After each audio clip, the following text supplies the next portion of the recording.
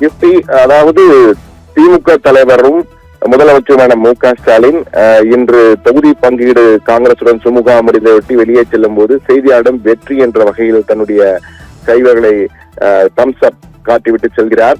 இதிலிருந்து அவர் மெகா கூட்டணி அமைப்பதிலே மிகப்பெரிய வெற்றி அடைந்திருக்கிறார். கூட்டணி அமைத்து விட்டார், மிகப்பெரிய கூட்டணி அமைத்திருக்கிறார் மு.க.ஸ்டாலின் என்பது நம்மால் புரிந்து கொள்ள முடிகிறது. அந்த வகையில் 21 கட்சிகளுடன் கூட்டணி அமைத்திருக்கிறார் ஸ்டாலின். 21 கட்சிகளுடன் கூட்டணி அமைத்திருக்கிறார்.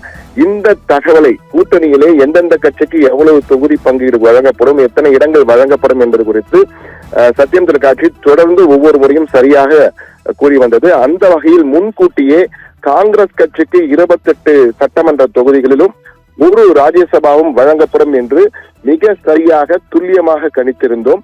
அந்த கணிப்பு என்பது தற்போது மிக சரியாக ஆகியிருக்கிறது. நாம் உத்தேச பட்டியல் என்ற வகையிலே எந்தெந்த கட்சிக்கு எவ்வளவு வழங்கப்படும் என்பதை சிறப்பு வரைகளையாக கொடுத்திருந்தோம்.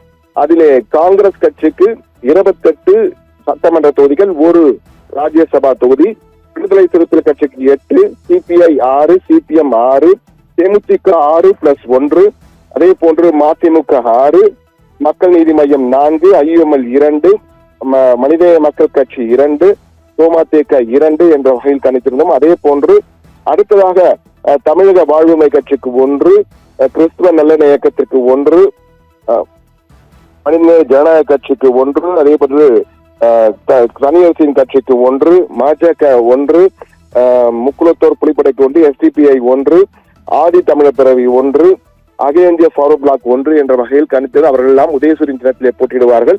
156 இடங்களில் திமுக வேட்பாளர்களும், திமுக உதயசூரியன் சின்னத்திலே 12 வேட்பாளர்கள் என 168 இடங்களிலே திமுக உதயசூரியன் சின்னத்தில் இறங்கும் என்ற வகையில் நாம் குறிப்பிட்டிருந்தோம்.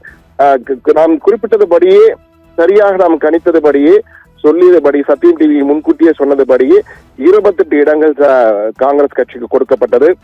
மதில் மேல் புனையாக காங்கிரஸ் கட்சி இருந்து வந்த நிலையில் அதை தன்னுடைய அமைதியான நிதானமான சாணக்கிய தனத்தால் மு.க.ஸ்டாலின் அந்த கூட்டணியை வலுவாக மீண்டும் அமைத்திருக்கிறார்.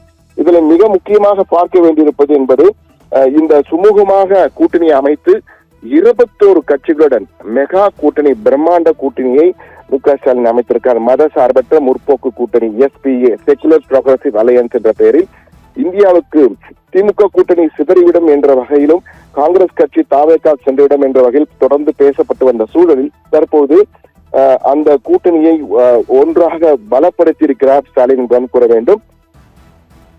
தமிழ்நாட்டு அரசியல் வரலாற்றில் ஒரு கூட்டணி சிந்தாமல் சிதறாமல் மேலும் புதிய கட்சிகளை சேர்த்து 4வது முறையாக தேர்தலை சந்திப்பது என்பது இதுதான் முதன்முறை என்று அரசியல் நோக்கர்கள் தேர்தல் வரலாற்றை தொடர்ந்து ஆய்ந்து வரும் ஆய்வாளர்கள் அந்த கருத்தினை முன்வைத்திருக்கின்றனர். என்றால் இதுதான் முதன்முறையாக 4வது முறையாக தேர்தலை சிந்தாமல் சிதறாமல் ஒரே கூட்டணி, அதே கூட்டணி 4வது முறையாக தேர்தலை சந்திக்கிறது. மேலும் பல புதிய கட்சிகளை சேர்த்து என்ற வகையிலே இந்த கூட்டணி அமைத்திருக்கிறார் மு.க.ஸ்டாலின். அதாவது பொதுவாக ஒரு சட்டமன்ற தேர்தல் அடுத்த சட்டமன்ற தேர்தலுக்கும் இடையே கூட்டணிகள் விலகுவது என்பது பொதுவாக தேர்தல் வரலாற்றில் நாம் கண்டு வரும் காட்சிகள் தான். ஆனால் இந்த முறை மிக தெளிவாக அமைத்திருக்கிறார். ஆனால் இந்த கூட்டணி அமைத்திருப்பது மிகப்பெரிய வெற்றியாக திமுகவினர் பார்த்தாலும் இது வாக்குகளாக மாறுமா, வாக்குகள் பெற்று வர வேண்டும், அப்போதுதான் அந்த கூட்டணிக்கு பலம் என்பது சரியாக இருக்கும். ஆனால் அது எப்படி என்பது என்றால் மற்ற எதிர்க்கட்சிகளும் கூட்டணி அமைத்திருக்கின்றனர். 4 முனை போட்டியாக இருக்க போகிறது. எனவே எப்படி என்பது தேர்தல் தான் பதில் சொல்லும். ஆனால் கூட்டணி அமைப்பதிலே தற்போது நிதானமாக, அதே நேரத்தில் தெளிவாக தன் சாணக்கியத்தனத்தால் ஒரு மெகா பிரம்மாண்ட கூட்டணியை அமைத்திருக்கிறார். இந்த கூட்டணியிலே இந்தந்த கட்சிகளுக்கு இவ்வளவு தொகுதிகள் என்பது குறித்து நாம் உத்தேச பட்டியல் வெளியிட்டிருந்தோம். சரியாக காங்கிரஸ் கட்சியை பொறுத்த மட்டும் சரியாக 28+1 என்று கணித்திருந்தோம். அது மிக சரியாக தற்போது வந்திருக்க அதேதான் அறிவித்திருக்கிறார்கள். மற்ற கட்சிகளுக்கும் கிட்டத்தட்ட உறுதி செய்யப்படும், இதே நாம் ஏற்கனவே கொடுத்த அந்த பட்டியலில் இருந்தபடிதான் உறுதி செய்யப்படும் என்று நம்புகிறோம். நிச்சயமாக இந்த கூட்டணி தேர்தலிலே கடும் போட்டியை மற்றவர்களுக்கு ஏற்படுத்தும் என்பது மாற்று கருத்தில்லை. ஆனால் இதற்கு பதிலடி கொடுக்கும் வகையிலே எதிர்க்கட்சிகளும் பலமாக தற்போது களமிறங்க திட்டமிட்டிருக்கிறார்கள்.